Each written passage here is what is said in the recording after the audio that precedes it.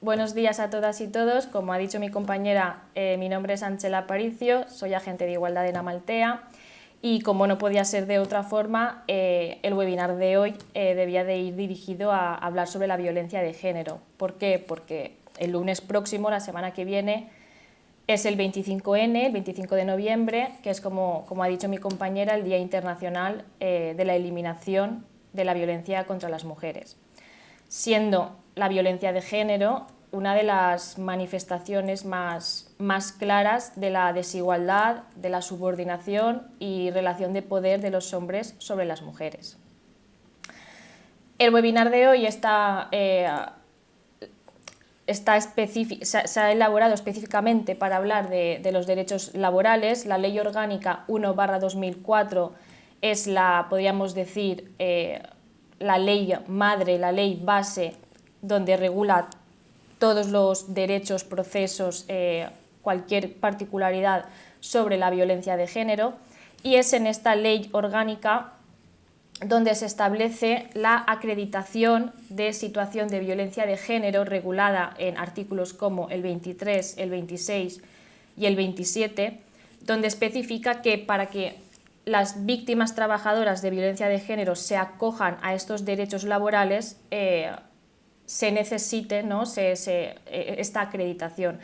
¿Cómo se puede efectuar esta acreditación? Pues la ley nos dice que mediante sentencia condenatoria por un delito de violencia de género, una orden de protección, una resolución judicial que acuerde una medida cautelar a favor de la víctima, un informe del Ministerio Fiscal con indicios de que la demandante es víctima de violencia de género, también informe de los servicios sociales, servicios especializados o servicios de acogida de violencia de género, y en caso de menores se aceptan también documentos sanitarios oficiales de comunicación a la Fiscalía u órgano judicial.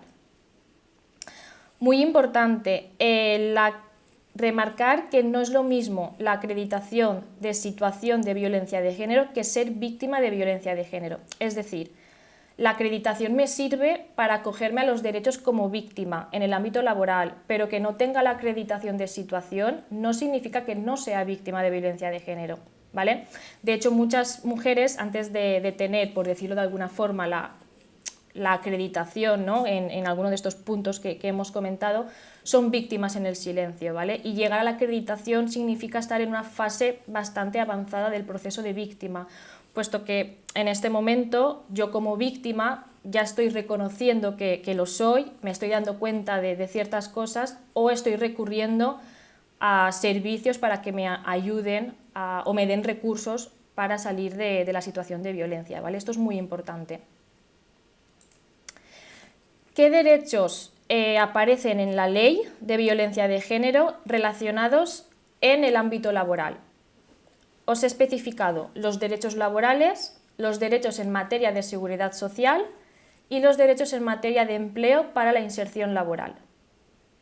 En la ley existe una gran variedad de derechos que se pueden acoger las víctimas de violencia de género, pero hoy concretamente nos vamos a centrar en los derechos relacionados con la actividad laboral. Vale, empezamos con los derechos laborales.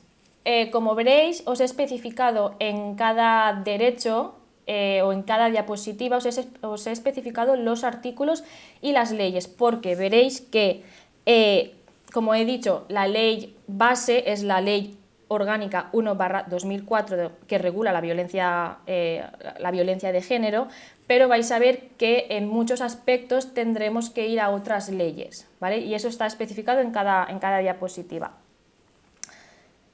¿Qué derechos vamos a ver? ¿A qué trabajadoras? La ley habla de las trabajadoras por cuenta ajena, las trabajadoras autónomas económicamente dependientes y las trabajadoras funcionarias públicas. Entonces, estos tres, por decirlo de alguna forma, estos tres grupos de trabajadoras van a tener también su legislación específica. Los derechos laborales de las trabajadoras por cuenta ajena.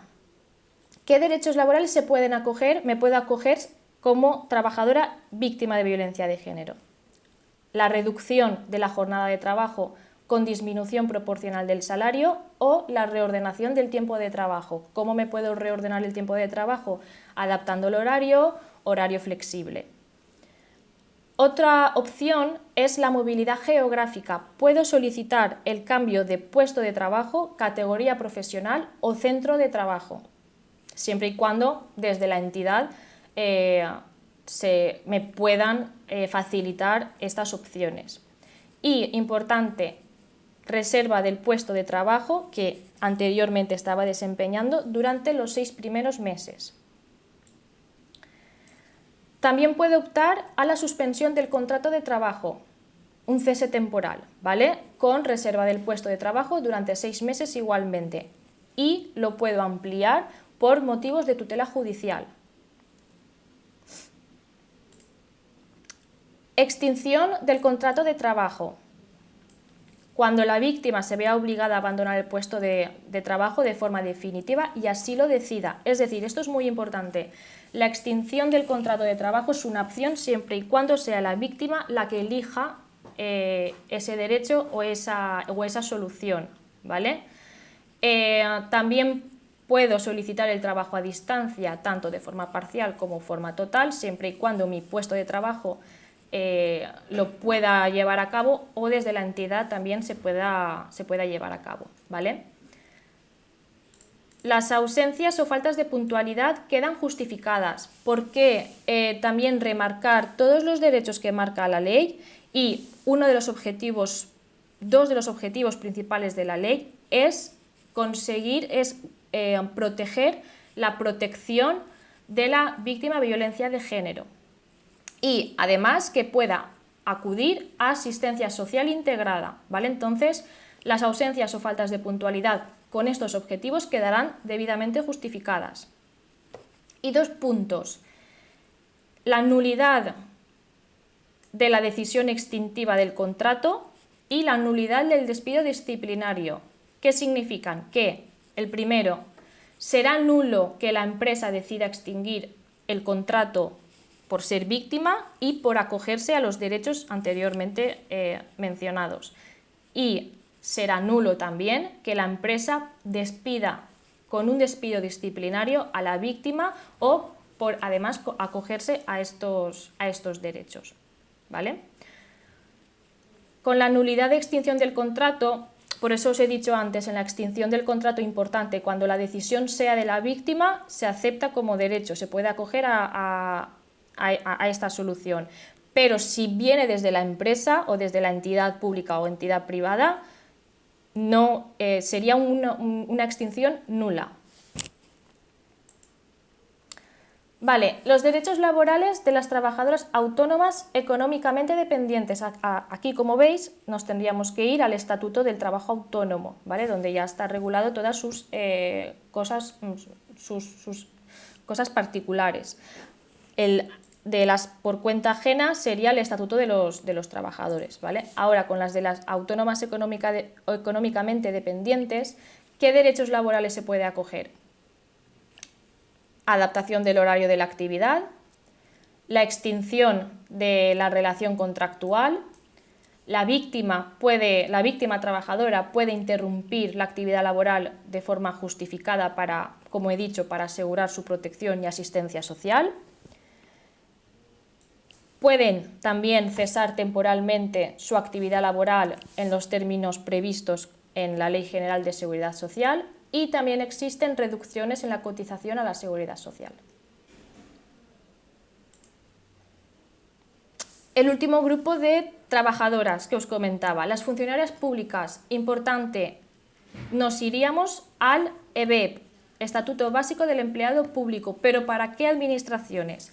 Administración General del Estado, comunidades autónomas, entidades locales, organismos públicos, agencias o entidades de derecho público vinculadas o dependientes de las administraciones públicas, y universidades públicas. Importante, docencia, sanidad y administración de justicia tienen su legislación específica.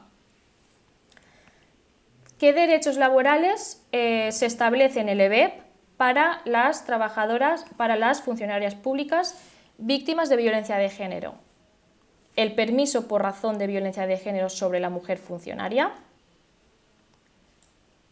veréis que son similares a los derechos que tiene la trabajadora por cuenta ajena, y en este permiso sus características a destacar son que, igual que en la trabajadora por cuenta ajena, las faltas de asistencia están tanto totales como parciales, quedarán justificadas. Pueden reducirse la jornada con disminución proporcional del salario, siempre si supera 1/3 de reducción. Si es menor, la reducción no tendrá ningún tipo de disminución de retribución. O también puede reordenarse el tiempo de jornada adaptando el horario con horario flexible, ¿vale? O lo que consideren también cada administración, o lo que se especifique en los planes de igualdad si se dispone de ellos. Movilidad por razón de violencia de género. Las mujeres víctimas de violencia de género que se vean obligadas a abandonar el puesto de trabajo en la localidad donde trabajan tienen derecho a solicitar que les cambien a otro puesto de trabajo de su mismo cuerpo, categoría o escala, con similares características y, importante, sin que sea necesario que sea una vacante. Igualmente, la Administración tiene la obligación de informar de estas vacantes, tanto en la localidad o localidades que la víctima haya podido manifestar que le gustaría, que quiere que se efectúe ese traslado. Importante también, remarca el EBEP, este tipo de movilidad, cuando se efectúe, tendrá la consideración de traslado forzoso. Y por último, el derecho, por decirlo, más característico de las funcionarias públicas. Disponen de una excedencia específica por razón de violencia de género. Las trabajadoras tendrán derecho a solicitar este tipo de excedencia sin que sea necesario haber prestado ningún mínimo de tiempo en el puesto de trabajo de origen y sin que haya plazo de permanencia en la excedencia. Ahora, sí que hay particularidades, como cuáles, pues que los 6 primeros meses de excedencia se reservará el puesto de trabajo, pudiéndose ampliar con 3 meses más hasta que el total de ampliaciones y el total de excedencia sea de 18 meses en total de excedencia, ¿vale? Siempre y cuando sea necesario por las actuaciones judiciales que se están llevando a cabo. Y otra particularidad, los 2 primeros meses percibirán las retribuciones íntegras, incluso si se encuentran percibiendo otro tipo de prestaciones, como puede ser, por ejemplo, prestaciones relacionadas con un hijo o una hija a cargo, si existen.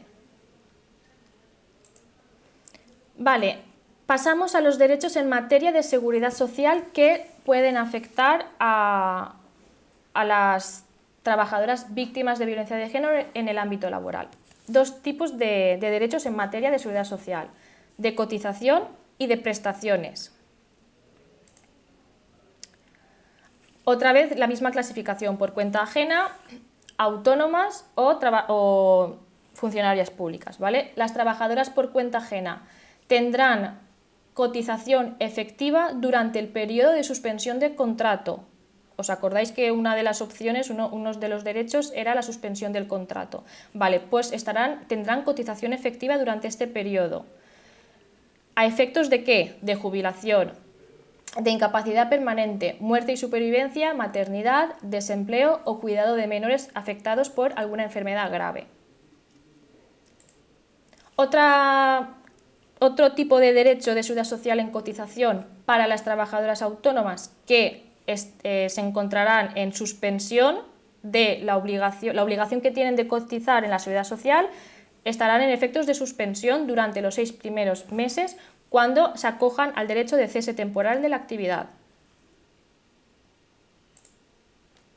Las trabajadoras por cuenta ajena tienen el derecho a la pensión de jubilación anticipada cuando extingan su contrato y, evidentemente, cuando reúnan los requisitos exigidos para solicitar este tipo de pensión de jubilación.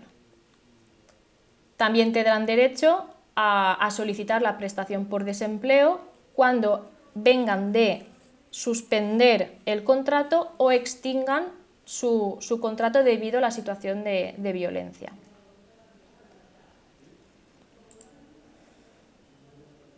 Vale, los derechos en materia de seguridad social, perdón, las trabajadoras autónomas que se encontrarán en situación legal acreditada de cese de actividad cuando soliciten, cuando se acojan al derecho de cese en el ejercicio de su actividad, tanto de forma temporal o definitiva, se encontrarán en situación, es una situación legal acreditada, ¿vale?